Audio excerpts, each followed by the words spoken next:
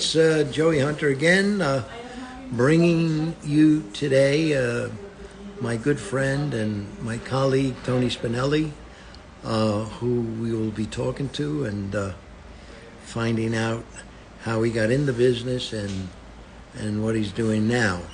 I also want to thank Nadia and Mohammed for being able to bring this production to you. They're fabulous producers.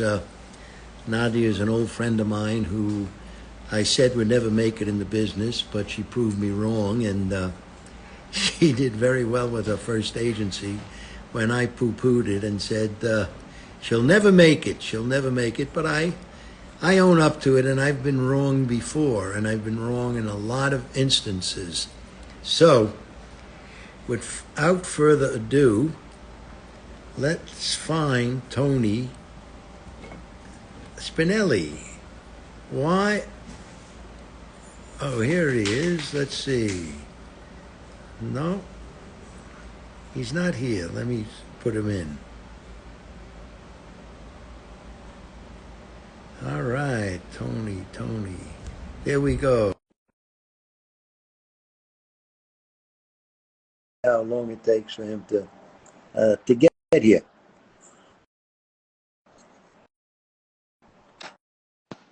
All right, Tony's on. Where is he? I can't see his face. Can we get some volume here? Some volume? Wait, I got it. Okay. All right, Tony. Look at you, all dressed up as usual. But we have to have some style, Gypsy. You know that. Let me introduce Tony Spinelli. Tony Spinelli is the Superman of supermodels. He was a supermodel before all the women were called supermodels. And he's one of the first guys to break in the business. I love Tony. He's an Italian like I am. So we really broke the color barrier with us olive-skinned guys. Now, we did break the barrier, Joey, and you did it before I did. Now, Tony, I know we don't have a picture of when he first entered the business. But when he did first enter, he looked like a guy that I would never, ever represent until he cleaned his act up. And so let's take it from there, Tony. How'd you get in? How'd you start? And how'd you clean your act up? Okay. So let's go back. We're back to like 1969. I was attending the New York Institute of Technology, right? And I also, I'm from Stamford, Connecticut. And at the time, I was doing a production with Stage Door Players, Stage Door for Youth in Stamford called West Side Story. And the costume designer for West Side Story was a designer here in New York City. And he put together a knitwear line. And he had asked me if I would do the press kit for him. And I agreed. I had no idea what I was doing and came up with 8 to 10 photographs. And it was taken by a photographer in Norwalk, Connecticut. His name was Mace. And that was my introduction to the industry. And from there, I took those photographs and I went around to see the agents in New York City because there were a lot of people telling me that I should consider the modeling industry.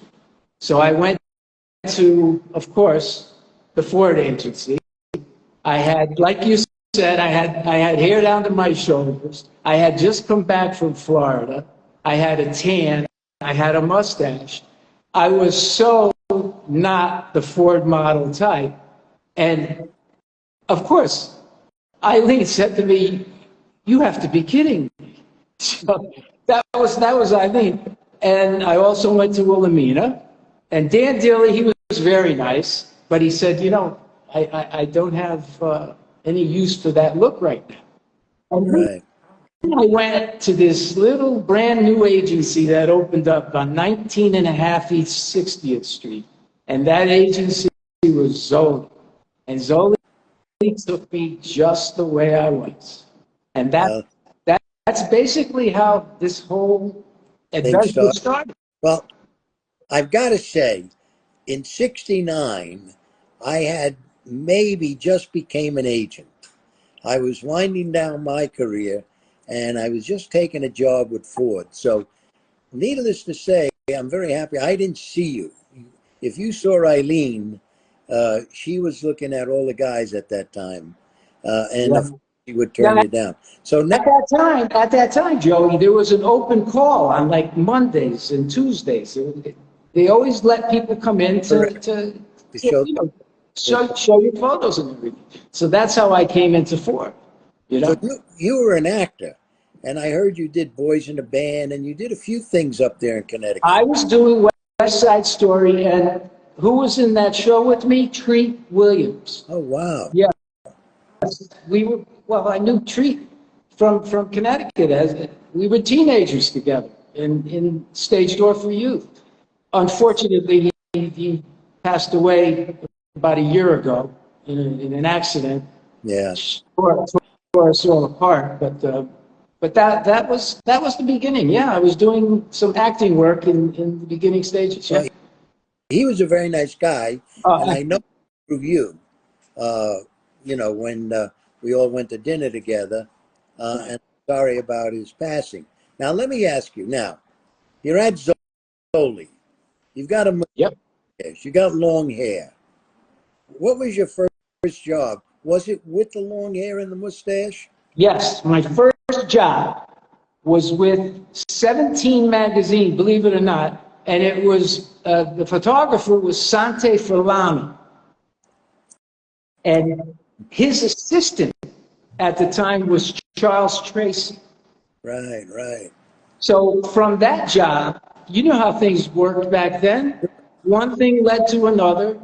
The assistant photographer asked if I would do some photographs because he was starting his career in the photography business, and he took test shots of me. And those are the test shots that went to Zoli, as a matter of fact. And that's how I got into Zoli as well. Through Charles Tracy. Through Charles Tracy, yeah. Who then you worked for all the time for Saks, am I correct? Well, that's after I cleaned my act up. Oh, that's after you cleaned. Now we're going forward. We're getting to 1972. I finally shaved off the mustache, cut the hair, clean cut, looking like a model should look. I was different, which was good as well. So I cleaned up my act and I got this booking for GQ magazine, and it was a 2-week booking. Now at the time, I'm attending the New York Institute of Technology, and finals are coming up. Now, I have to make a choice. Do I take my finals, or do I go on this trip for Gentleman's Quarterly magazine, on the Michelangelo, sailing from New York to Naples, and then another week in Capri? That was a no-brainer, as a matter of fact. So basically, that GQ booking was the beginning of my career. It was the beginning of my new career. Let's put it that way. Well, that's when GQ really started to promote, really got very popular, as far as the men's business went. That's when there was a real fabulous men's business where designers were showing, we had a lot of American designers, plus the European designers were all doing menswear, and so there was plenty of work around, and GQ became the Bible. GQ became the Bible, and that particular issue was called Elegance Again. And you're absolutely right. It was all of the European designers with all of the tailored suits, black tie, elegant. It was a beautiful issue, and I was lucky to be part of it. And then you worked with Ted Dawson. Ted Dawson was on the cover. My favorite cover of GQ is Ted Dawson on that cover. He He was my mentor. He was Definitely my mentor. he was the most elegant guy I knew. Absolutely. God rest his soul. God rest his soul. And he was Australian. And he had... That's correct. Do you know that he wore a wig, Joey? No. He did. He wore a wig. He had very long blonde hair, and he put this wig on, and it looked like he was, you know, regular model. I never knew that. And I represented him for years. He taught me so much about this business, Joey. Well, GQ was a very sort of closed. It was hard to get guys into GQ. They really loved who they loved. And they had a bunch of photographers that shot with them, like Barry McKinley and the Italians. Right. Barry McKinley was the photographer of that particular issue. Goes to show who was a brilliant photographer. He was one of the best men's photographers in New York City at the time. He really was. Right. And Ted Dawson was on the cover of that issue, correct? Yes, he was. With Pat Cleave. As I said before, it was my favorite cover. Yeah. Wow. That's terrific. Now, GQ started you off and got you going. Correct. Then you started pretty much doing everything that there was to do. That's right. I was doing a lot of the high-end catalogs. I was always booked for those high-end catalogs, fortunately, for Saks, for Bloomingdale's, May Company, Neiman Marcus, Sakowitz, all of the stores. That's because the European look had come in. And really, there was nobody more European looking, young European looking than you in the business. And so that's when all the catalogs decided that we're going to get away from this type of guy to this European looking guy to sell more clothes. That's exactly right. That's when the European guy started to work and work a lot. Because before that, there were blonde-haired, blue-eyed guys all over the place. Yeah. And that was that breakout issue of GQ that helped. You know, even though Ted Dawson was blonde and blue-eyed, I believe, he still had an elegance, and he had more of a manly type of look. He was more threatening. I think he also changed his look. He slicked his hair back. He did all kinds of things to make the photo look real. I learned a lot from that man. I think in the 60s, guys couldn't be threatening looking. They had to be sort of blend in with the background, or they were with the girl and blended in behind her, you know? That's correct. You know, and then in the progress, we became the item, the thing to look at, the guy to look at. It was a big change in that fashion industry at the time. And then we go to Vogue now. Now, don't forget, I did that issue with Vogue that was shot by Richard Avedon, Polly Melman, Harry King, and Sandy Lipton. We did that shooting for Vogue, which was Rene Russo's first spread in Vogue. And I was lucky enough to be a part of that as well. Is that where you smacked her, or she smacked you? That was, we smacked each other. That's when I knew she was a great actress, because it looked real, it looked fabulous. It was something that could never be done again. And in today's world, that would never be done. No. That's Exactly. smacking each other. You know, it's funny. Renee had a great career as a model, but an even better career as an actress. She always wanted to be an actress, and she worked very hard at it, you know. You should have seen her. You should have seen Renee. She was petrified of flying in an airplane. She was such a baby. I think she was 17 or 18 years old when that shoot happened. A lot of fun. Oh, wow. Yeah, a lot of fun. Great gal. Because when I first met her, she was staying at Eileen's house, you know. So, and Eileen usually kept the girls that were under 18 at the house, you know, to watch over them. and that's where she used to be, because I remember picking her up to take her on jobs, because Right. Eileen didn't want her on. And then a couple of years later, Avedon, again with Polly Mellon, we did the shoot in Cabo San Lucas. That was that was a good story. This is a good story about that book. So here's what happened. We're booked for this. We're booked at Avedon's studio, and we arrive. It was Rene Russo, Tom Wilson was the other guy, and myself. And I think the makeup artist was there, and it was in the middle of winter, and they put all kinds of bronze all over our bodies to make us look like it was summer, and we were tan, right? So Avedon takes a couple of photographs, and then he and Polly Mellon disappear and go into the dark room, and they develop these photographs. And I would say about a half an hour later, they came out, and Avedon looks at us and he says, "What are you guys doing next week?" And me, I said, "Whatever you'd like me to do, Mr. Dick, whatever you want."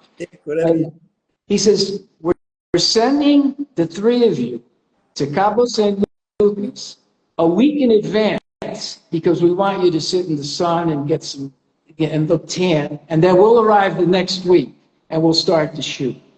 God bless. That's the way it happened, and that's one of the stories from the 70s.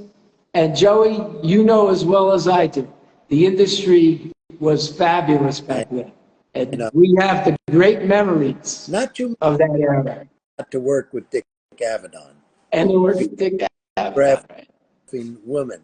And he was very particular about his guys. I mean, I know when he was shooting Calvin Klein, and they were looking for a guy, and he went with an actor, Christopher Lambert, because he didn't really like male models. He was really into photographing women, and that's the only thing he cared about was. I'll tell you, I was very fortunate with Avedon. I did the Versace campaign with him. I did the Mario Valentino campaign with him. I did a couple of issues of Vogue, and there were a lot of other things as well. Oh, we did that Japanese commercial as well with Angelica Houston, Pat Cleveland, Ara Galan, Wade Bandy. It was fabulous. You worked with the best. First of all, you worked with some of the most beautiful women on the planet that were modeling at that time, and did Wade Bandy did a lot of the Avedon stuff, correct? Yes, he did. Yes, he did. Did he do the one where you had to go to Cabo? He did no. He did the one in Fort Worth, Dallas Fort Worth. The one that we were slapping each other. You worked with Sandy. You worked with Wade. Wade, Harry, Ira Galan. He was magnificent as well. He was a hairdresser on 8th Street, and he worked for my friend Tommy Barada. I guess it was either Larry Matthews or Tommy Barada, I forget. But he was a hairdresser. And then all of a sudden he burst on the scene, and he was doing all the editorial and all good commercial stuff. And he worked a lot with Richard Avedon as well. Yeah, he worked for Avedon an awful lot. So, you've got that history of Avedon, and you worked a lot with them, and of course GQ, and which at that time, Tony, tell us about the men's fashion industry. I mean, we had a thing called MFA, Men's Fashion Association.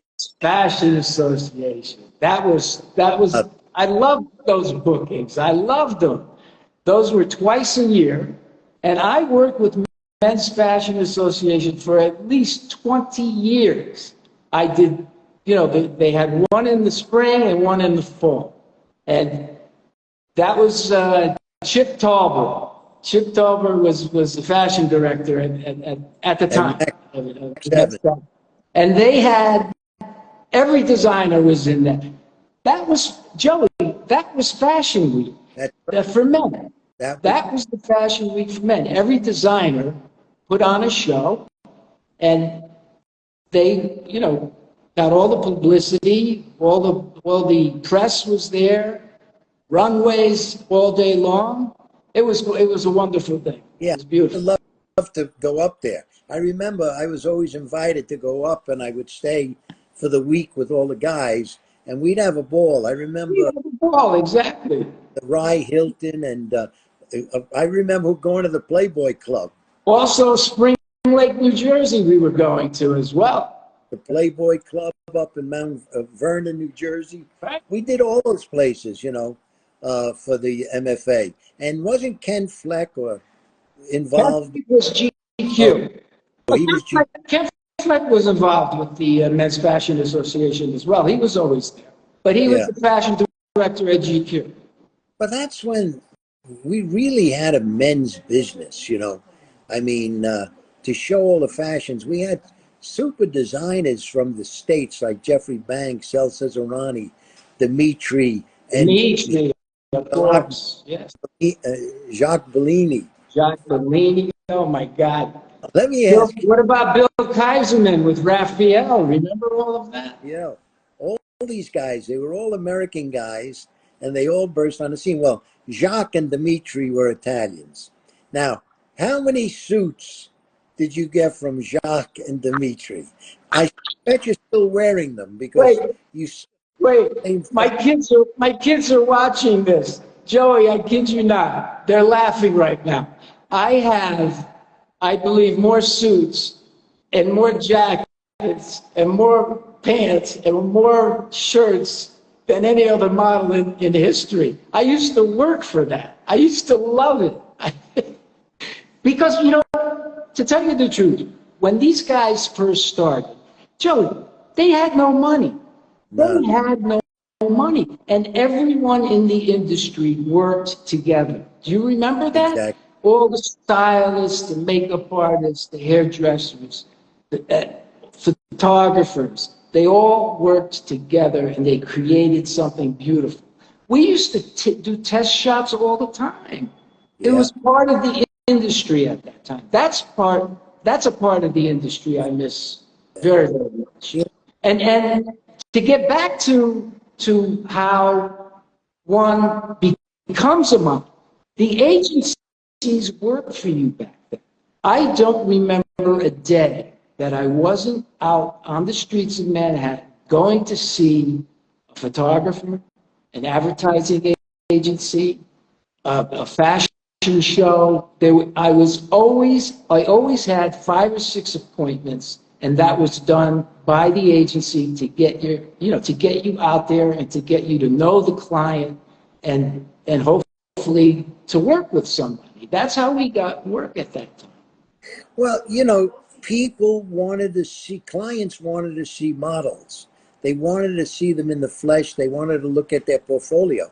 Now it's a matter of send me a picture. Send it through the internet. Send the book through the internet. Send everything through the internet. Oh, I want to hear him speak. Send a voice. Do it on your phone. Pick up the phone. Speak into it. Send it to me.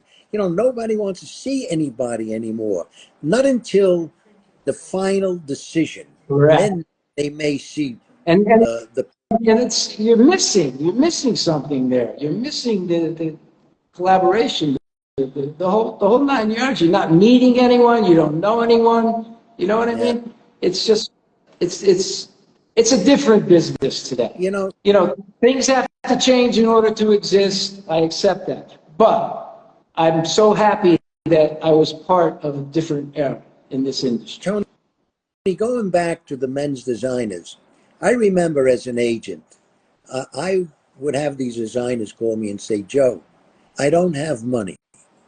I don't have money for this. I can give you clothing. Tell the model I'll give him clothing, and I'll give you clothing." So I would give them models for maybe a quarter of the price, plus they'd get a jacket or they get a Right. suit, and I get a jacket and a suit. Instead of charging them the 20%, I would get a jacket, a suit, and I have a lot of stuff from Dimitri, Sal. I grew out of most of it, all of it, I should say. Grew out of it, and it's hanging in my closet. I'm waiting for it. You're gonna reduce, and you're gonna get back into those But clothes, right? we did. We all worked together We work together, exactly. to make it. Well, they were making it. We were making it. We were all trying to do well for ourselves. And at that time, the big money was going to see ad agencies and getting the big ads or getting the different commercial sponsors. And I miss dealing with all those casting directors that were at the ad agencies, that were looking at portfolios, that were looking at guys. Like, you could call BBD&O and send up 4 or 5 guys, four Yeah. or five. They would see them. They didn't see an overabundance of them, but they saw a few a day. Which made the business, made you feel connected.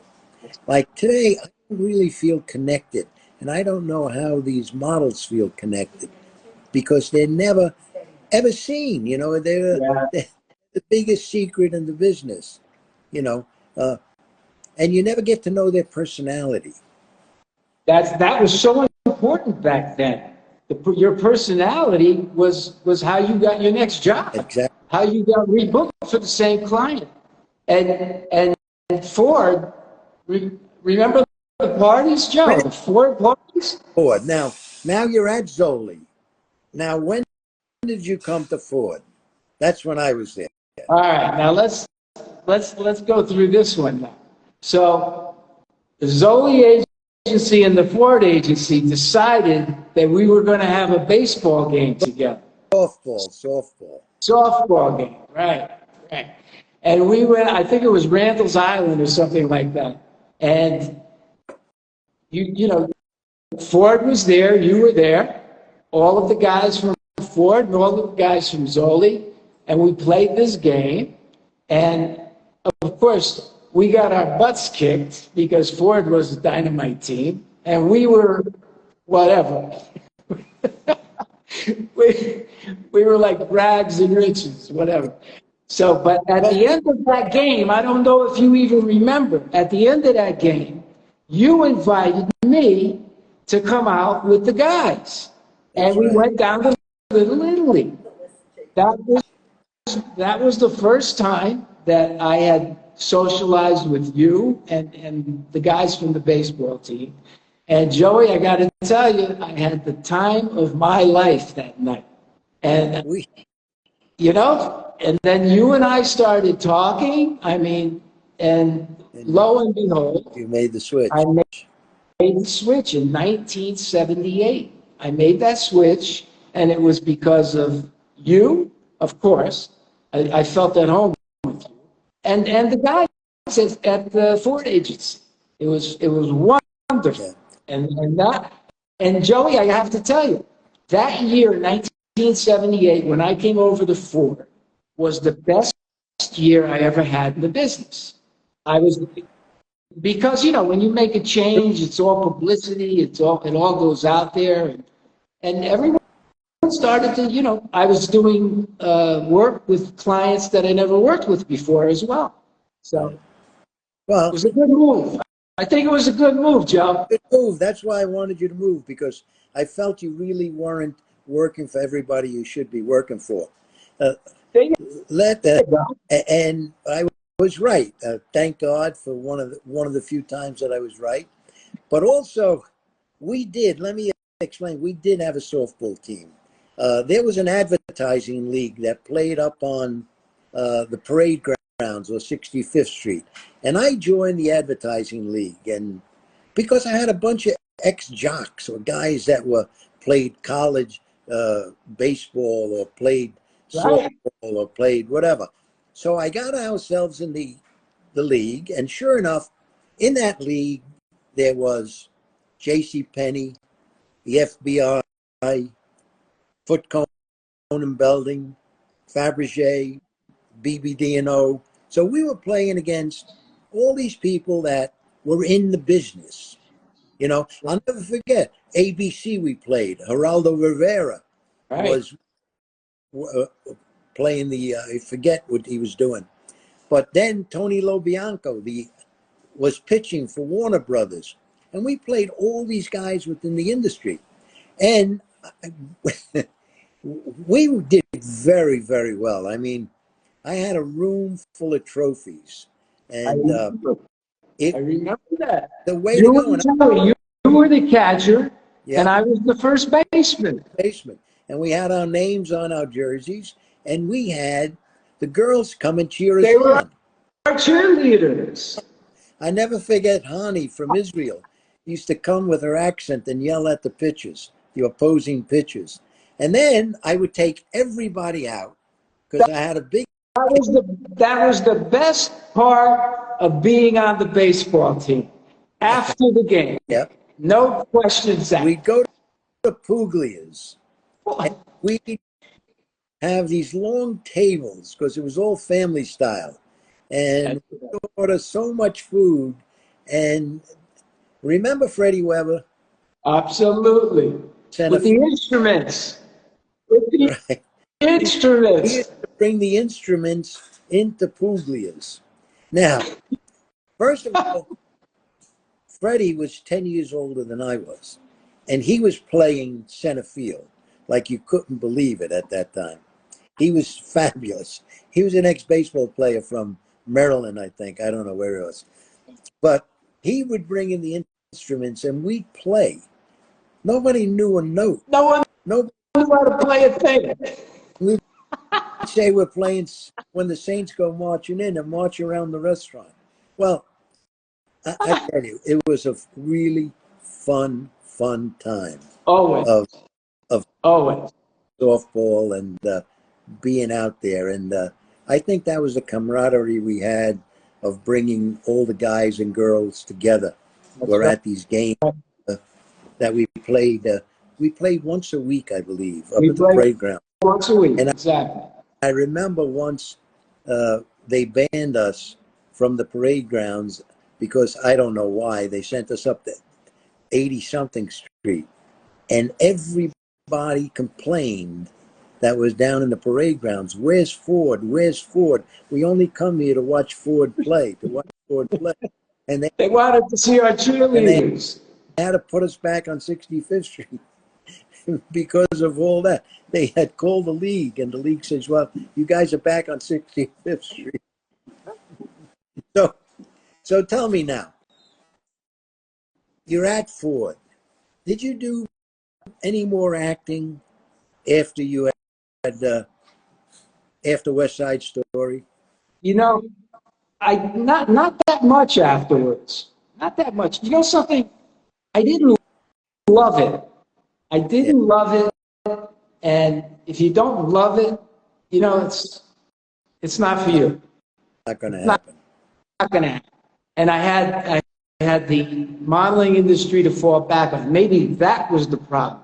I always had something to fall back on. Yeah. No matter what. And you know, in this industry, one of the things that you need to understand is that rejection is part of this industry, and you get it daily, every day. And you have to learn how to just take rejection, forget about it, and go on to your next go-see, your next book, your next, because that part of it is always there, the rejection. Right. But fortunately for me, I didn't have a lot of rejection, but I had rejection, no question about it, and especially in the beginning. I think we all had rejection, but the next one you had a smile for. Even though you were rejected on one, you walked in smiling like nothing happened. Exactly. And you know, what I've got to say too about the men's business, it had a lot to do with personality. Personality made the photographer want to book you again. Let's book Tony. He's easy. He helps out. He knows what to do. You know, I remember doing jobs. Yes, that was also very important. You knew what to do. You were a professional at your craft. You knew You had to, listen, you had to make sure that what you were wearing stood out, not the face. What you were wearing had to stand out. You had to wear the clothes. You had to make the clothing, whatever you were advertising, make that sellable. Right. And that was the magic of that business.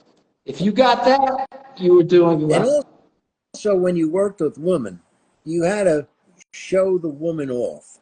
You had to be part of the background with her, you know, to make her stand out.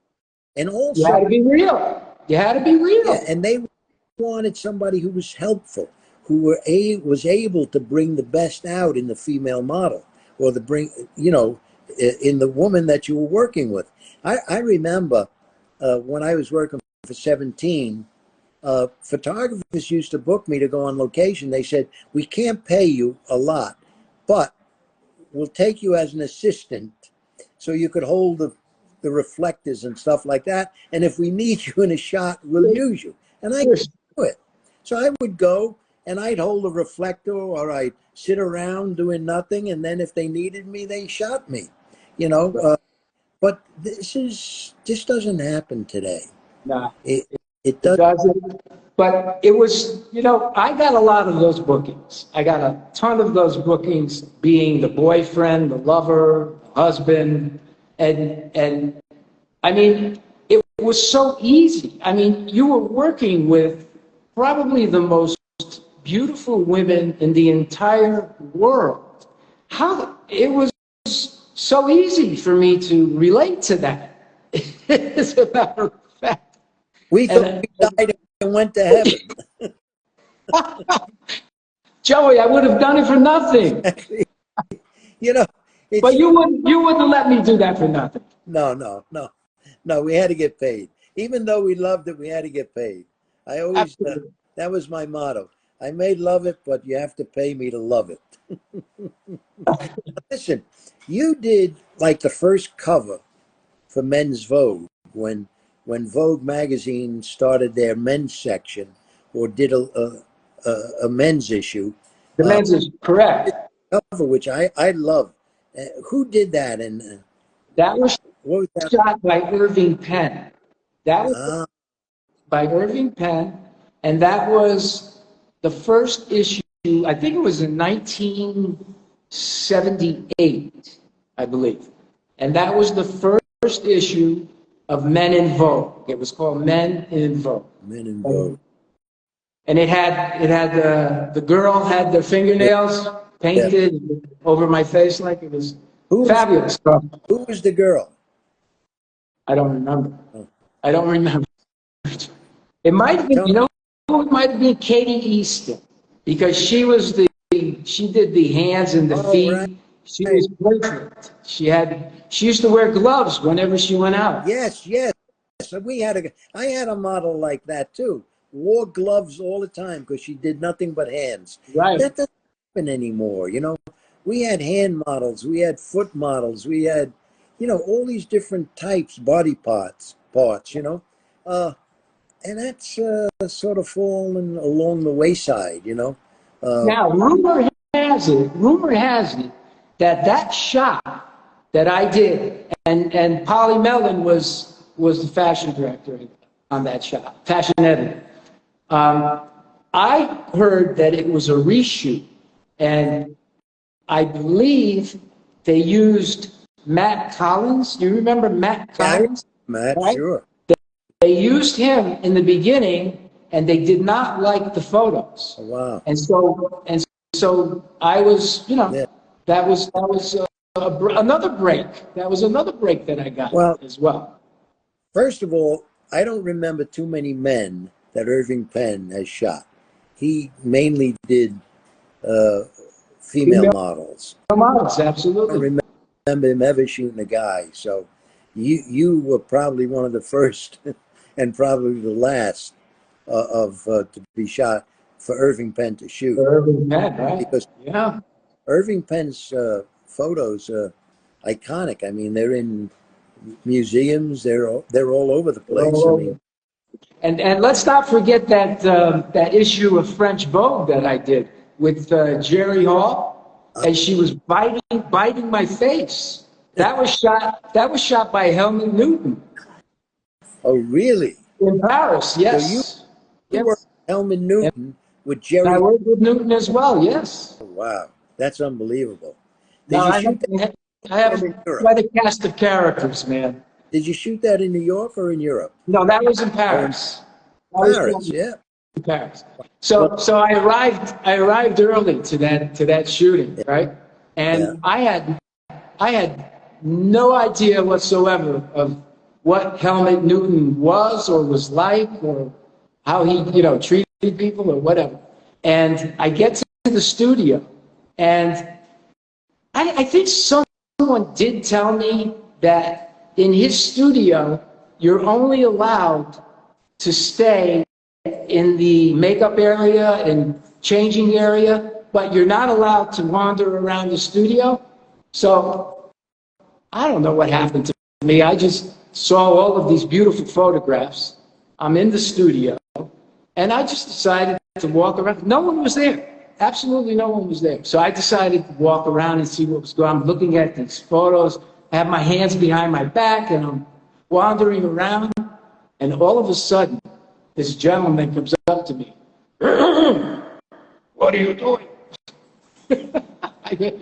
I'm looking at the photographs over there. And I was like a little puppet. And I went over to them. As a matter of fact, that was fun. But as a matter of fact, I also worked with his wife, Alice Springs, in Paris at that time. Oh, right. I remember the time, Joey. I remember her. So what'd you do with her?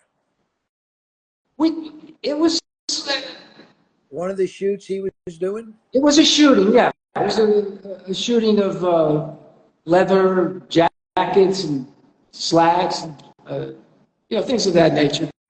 Well, Tony, I got to say, you have worked with some of the most beautiful women in the business at that time. No question about it. I mean, most of the models that I represented loved you. They loved working with you. They loved being in your company. Why didn't you tell me this back then, Joe? Why are you telling me this now? I didn't want it to go to your head. I wanted to go to your head. I mean, I wanted you to remain true to yourself. And I think you may have been married at the time, too. Carol. Sugar. We used to call her Sugar, right? That was the first one. Don't forget the second one, Elise. Oh, right. Then, the second one where the mother of my 3 children. 3 kids, Dante, Pico, and Ariana. That's right. Who are all doing very well and are all very good looking.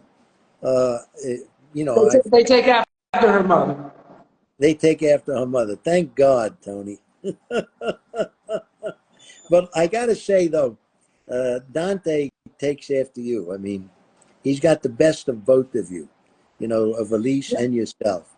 And so tell me, who was your favorite girl that you worked with? Oh, my goodness. Several. I can't pick one, but I had a booking with Patty Hansen. You did worked a lot in Hawaii for 3 weeks. It was actually Lynn Coleman and Patty Hansen in Hawaii for 3 weeks. What better booking could be? Please come. I remember you used to show up at Patty Hansen used to show up at the softball games to cheer you on. Lynn Coleman, I didn't know very well, but she was gorgeous. Oh, she was wonderful. Yeah. Unfortunately, she's passed away as well. But she was a fabulous model, and she was a fabulous photographer as well. Yeah, and you worked with Hay, and you worked with Apples and Apollonia. Oh, God, yes. You worked with all Pat Cleveland, Albert Chin. Pat and Al. You know who I didn't work with, Joey? Who's that? Maura. I never worked with Maura. You never worked with Maura? Never worked with her. And we know each other for 50 years. That's And we amazing. never, ever worked together. That's But amazing. it's She was never too late. It's never too late. I think I don't know if she worked with many guys. She She did was, not. I know she did Estee Lauder and she was under contract with them for a long time. You I negotiated some of those contracts. mainly did a lot of beauty and stuff like that. Uh, so I don't know if she really worked with guys like the other girls did. The other girls are always with guys, Right. and you were the guy in the shot, you know. You took over for me where I was the guy in the shot in the 60s with the juniors. You were the guy in the shot with the rest of the girls. Let's not forget you had Peggy Dillard was with us back then. Nancy Donahue. Yeah, Oh my all of them. God. My ex-wife, Kim Kim Charlton, Charlton, and Kim Alexis, Kim and Alexis, Cheryl Teagues, Gerald Teagues, Christy Kelly M. Brinkley. Oh my God. Oh my God, yeah, they went on and on We and could on. go on and on and on. Tell me, what's your favorite story, your favorite location that you've been I on? think I already told you. I told you that one with Abaddon. Then we went to Cabo San Lucas a week in advance. That was outrageous. To think that if you got a tan back in the 60s, they would go crazy. You had to wear a hat and you had to wear a mask so you wouldn't get tan. So you wouldn't get tan, exactly. And now they're sending us to get tan. Now you could be you could be as tan as you can be. They retouch it. They make you look like the boy next door, like you've never I'm so glad when they put all that tan bronzer on, it didn't work. I was so happy about that. Well, we did have a good time. So we were at Ford. I sort of left Ford in 98, I believe. Okay. Parted ways with them. And I opened up another agency. How long were you there? When did you leave the business? I left Ford around 93. That's when my first child was born, in 1993, Ariana. And I moved back to Connecticut at that time. All right. And I went into business with my brother, and we opened up Spinelli Brothers Baking Company. My brother Leo Spinelli. I remember that because I was still there when you left. And I remember you going into the baking business. Oh, we had a fabulous bakery, and still do. We baked the Tuscan style loaf, and as a matter of fact, Patricia Brooks, New York Times, quoted excellent crusty Italian bread several times. Really? Several times, because we did many different restaurants. Well, Tony, you still make the best stromboli bread because whenever we have Joe, that's going to be our new company. Our new company we're going to call it Tony Stromboli. Because I couldn't wait to go to get together where you would bring the stromboli bread and the rolls so we could make sausage and peppers. And I used to take home the stromboli bread and freeze it. Now, I haven't had stromboli bread since the beginning of July. So I'm hoping in December when I see you for lunch that you bring some stromboli bread. I promise you. We're going to we'll fill the freezer up. Because we could serve it too that day as hors d'oeuvres, for the guys. Right. And also I can bring some home for myself.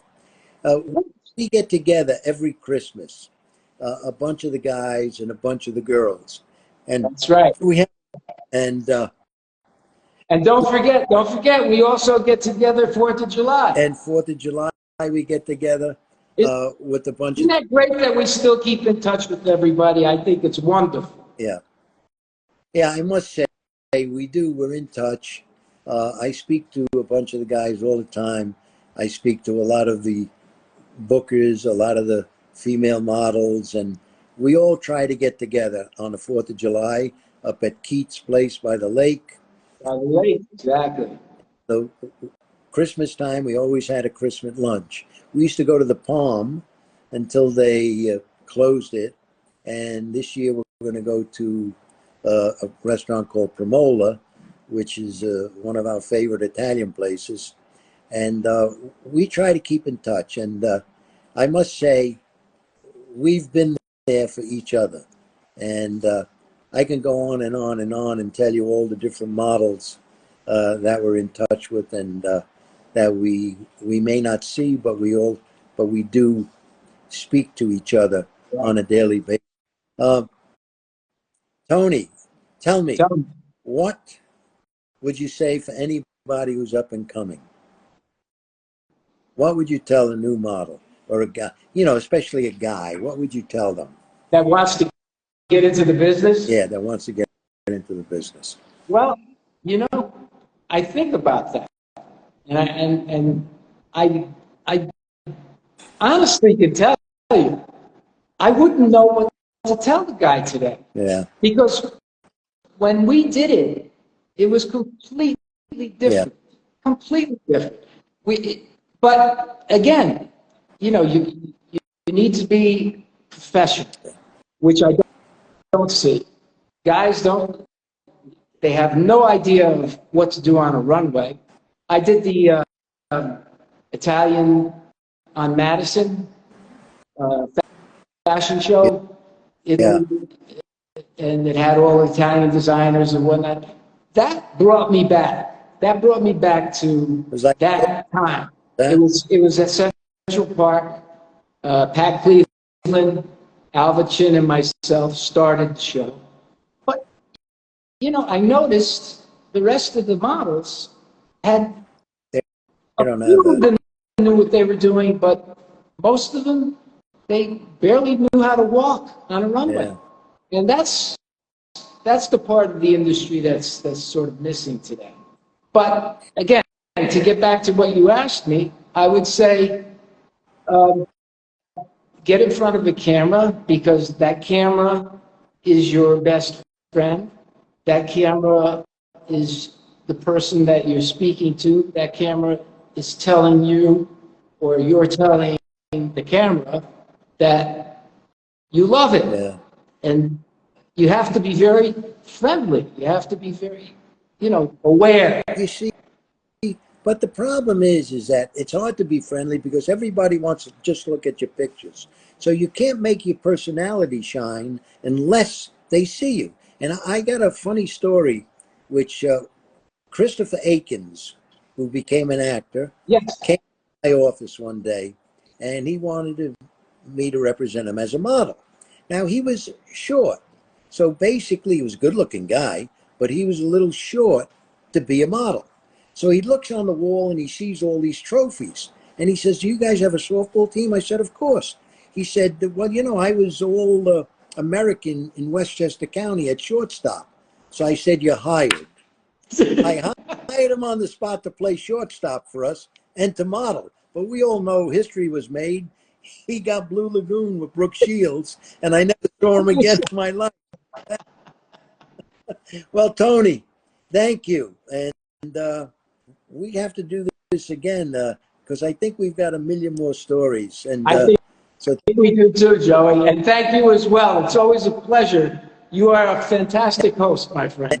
Thank Nadia and Mohammed and Ira Management Stories for making all this possible.